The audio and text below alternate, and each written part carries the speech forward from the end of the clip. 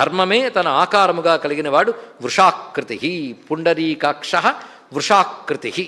ఇక్కడి వరకు మనకు స్వామికి కొన్ని నామాలు చూపించాం. తర్వాత నామములు రుద్రో బహుశిరాహ బభ్రు విశ్వయోని శుచిశ్రవాహ. రుద్ర ఇది శివనామం అంటాం మనం, స్పష్టంగా విష్ణునామంగా చెప్పబడుతున్నది. ఈ ఎప్పుడో మనం ఈ 3-4 రోజులు 3-4 ఏంటి వాళ్ళు 7వ రోజు 7 రోజులు అయ్యేటప్పటికల్లా మనకి ఇంకా శివ కేశవ భేదములు పోయి ఉంటాయి, అంతా ఒకే పరమాత్మ నామములు. ఇంతకుముందే శివనామం చెప్పుకున్నాం, ఇప్పుడు రుద్ర అనే నామం వచ్చింది. రుద్రుడు. అసలు రుద్రనామానికి ఎంత గొప్ప శక్తి ఉన్నది అంటే, ఇన్ని మార్లు నేననడం ఇన్ని మార్లు మీరు వినడం, దీని యొక్క ప్రభావం చాలా ఉన్నది. రుద్ర హృదయోపనిషత్తు అని యజుర్వేదంలో ఉందండి. అందులో శ్రీ రుద్ర రుద్ర రుద్ర అని 3 మార్లు అంటే చాలు పవిత్రులమైపోతాం, సర్వపాపములు దహనమైపోతాయి ఇక్కడ. అది రుద్రం అనే మాటకి, అందుకే భగవన్నామానికి అనడం వల్ల ఒక శక్తి ఉంటుందన్నాం కనుక అర్థం తర్వాత ముందు అనడం నేర్చుకోవాలి. కనుక రుద్ర అనే మాట అంత శక్తివంతమైనది. ఎందుకంటే రకారం దకారం రకారం అన్ని మార్లు పలకడం వల్ల ఒక జ్వల ఉద్భవిస్తుంది. అంత శక్తి కలిగిన నామం రుద్రనామం. అందుకే రుద్ర అనే మాటకు అనేక రకాల అర్థాలు ఉన్నాయి. ఇప్పుడు అవన్నీ భావిద్దాం కొంతమేరకు. రుద్రుడు అంటే ఒక అర్థం, రోదయతి అంతకాలయతి రుద్ర, ఏడిపించేవాడు రుద్రుట్ట అని ఏడిపిస్తాడండి. అంటే ప్రళయకాలంలో సర్వ జగత్తుని లాగేటప్పుడు జగత్తుకి దుఃఖమే వస్తుంది. అంతేకాదు కరిగించే స్వభావం, ఏడిపించడం అంటే కరిగిపోవడం. అందుకే అదేమిటో ఆ భగవంతుడు ఉన్నాడే ఏడిపిస్తాడని ఒక ఆయన, అంటే ఆయన తలంచుకుంటే ఏడుపు వస్తుంది, ఆనందంతోనూ పరవశంతోనూ. మొత్తానికి మెల్టింగ్ అంటే రుద్రుడు అంటే కరిగించేవాడు, కరిగించే ఒకానొక అగ్నిస్వరూపుడు ఆయన ఇక్కడ.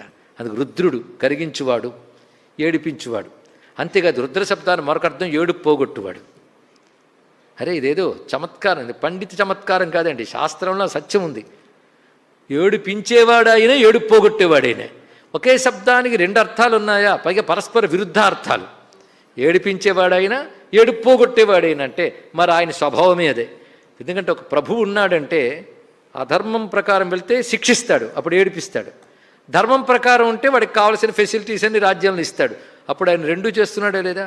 కనుక ఒక మామూలు పరగణాకి ప్రభు అయిన వాడే తను పాలించే వారిలో పద్ధతిగా ఉన్నవాడిని ఏడిపిస్తూ, పద్ధతిగా ఉన్నవాడిని సంతోషింపజేస్తూ, పద్ధతి లేని వాడిని ఏడిపిస్తున్నాడే, మరి జగత్తుకి ఈశ్వరుడైన భగవానుడు 2 పనులు చేయుడు, 2 చేస్తాడు ఇక్కడ.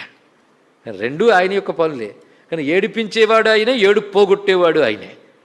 అందుకే శివపురాణం రుద్రశబ్దానికి అర్థం చెప్తూ దుఃఖం దుఃఖహేతుర్వా తద్రావయతి య ప్రభు రుద్రైత్యుచ్యతే తస్మా శివ పరమ కారణం అంది ఇక్కడ.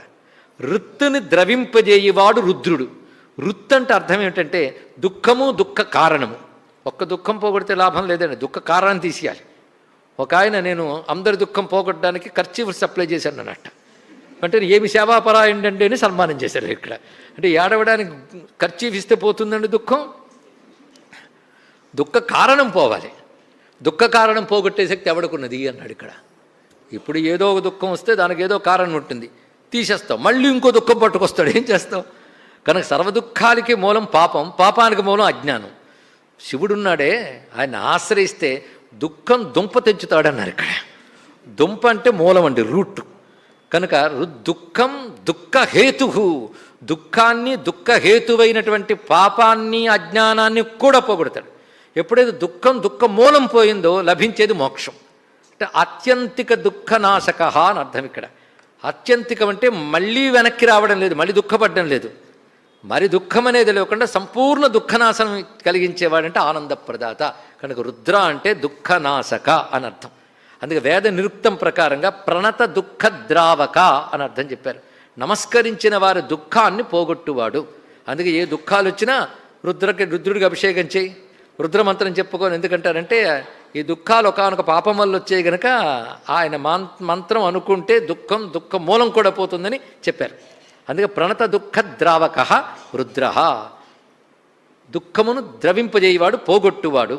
అయితే రుద్ర అనేది వేదమునందు పరమాత్మపరమే కదా, పరమాత్మకి ఎన్ని అర్థాలు ఉంటాయి, అన్నీ ఉంటాయి. ఋతం అంటే శబ్దం, శబ్దరూపమైన వేదమును దదాతి ఇచ్చినవాడు, అంటే బ్రహ్మదేవుడికి వేద విద్యనిచ్చినవాడు రుద్ర శబ్దానికి అర్థం. అలాగే రుదంతే నాదాంతే ద్రవతి ద్రావయతి ఇది రుద్ర, ఇది ఒక అర్థం.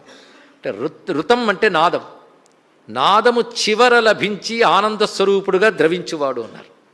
అంటే ఓం అనే నాదం ఉంది. ఓం అన్నప్పుడు చివరికి ఎక్కడికి వెళుతుంది? యో వేదాదౌ స్వర ప్రోక్తో వేదాంతే చ ప్రతిష్ఠిత తస్య ప్రకృతి లీనస్య యప్పరస్స మహేశ్వర. ఓం అన్నప్పుడు అకార ఉకార మకారముల ప్రకృతికి సంబంధించినవి. ఈ ప్రకృతి పరమాత్మ నుండే వచ్చింది కనుక ఓం అని. అది ఎవరికిలో వెళ్ళిపోతుంది, లీనమవుతుందో చివరికి ఓం అని. అది మాటతో అనలేవు ఆ తత్వం. అది యోగికి లభించినప్పుడు ఒక ఆనందామృత ధార అతడు అనుభవిస్తాడట. అంటే నాదాంతమునందు అమృత రూపముగా ద్రవించువాడు రుద్రుడు. ఇది దీనికి అర్థం. అంటే ఎంత ఉదాత్తమైన అర్థం ఉంది. అలాగే ఋగ్వేదంలో ఒక మంత్రంలో ఋషీణాం ధృతమస్య రూపముపలభ్యతే, ఋషులకు ధ్యానం చేస్తుంటే వెంటనే కనబడ్డట్ట.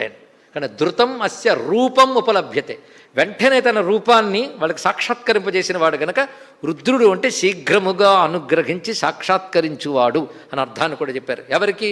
ఋషీణాం, ఆ లక్షణం ఉన్నటువంటి వారికి. ఇలా రుద్ర శబ్దానికి ఎన్ని అర్థాలు ఉన్నాయో. అందుకే రుద్రుడు అనగానే శివుడని, విష్ణు అంటే నారాయణుడని, ఇద్దరికి పడదని అనుకోవడం అజ్ఞానం, అవివేకం. అందుకే వేదములోనే నమో భగవతే రుద్రాయ విష్ణువే మృత్యుర్మే పాహి, వేదంలో మంత్రం ఒక దగ్గర రుద్ర ఒక దగ్గర విష్ణు, డిస్టెన్స్ కూడా లేకుండా చెప్పిందండి. ఓం నమో భగవతే రుద్రాయ విష్ణవే మృత్యుర్మే పాహి అంటే రుద్రుడైన విష్ణువునకు నమస్కారం అని స్పష్టంగా అక్కడ కనబడుతుంది. అంతేకాదు యో రుద్రో విశ్వా భువనా వివేశ తస్మై రుద్రాయ నమో అస్తు అని వేదంలో మంత్రం ఉంది. యో అగ్నౌ అప్సు య ఓషధీషు యో రుద్రో విశ్వా భువనా వివేశ, అగ్నియందు జలమునందు ఓషధులు యందు, ఇది అదే అని కాదు, అన్నిటి యందు ఎవడు వివేశ ప్రవేశించి వ్యాపించాడో ఆ రుద్రుడికి నమస్కారం అన్నారు. ఇప్పుడు మీరు మొదటి నుంచి వింటున్నారు కనుక చిన్న ప్రశ్న అడుగుతాను. ప్రవేశించి వ్యాపించిన వాడిని ఏమంటారు? విష్ణు. మొదటి నుండి చెప్తూ ఉన్నాం కనుక ఆవివేశ రుద్ర, ప్రవేశించి వ్యాపించిన రుద్రునికి అంటే విష్ణువైన రుద్రునికి నమస్కారమే కదా. అందుకు మహానుభావుడు ఏమన్నాడంటే, రుద్రుడు విష్ణువు కాకపోతే ఆ రుద్రుడు అక్కర్లేదు, విష్ణువు రుద్రుడు కాకపోతే ఆ విష్ణువు అక్కర్లేదని చెప్పాడు ఇక్కడ.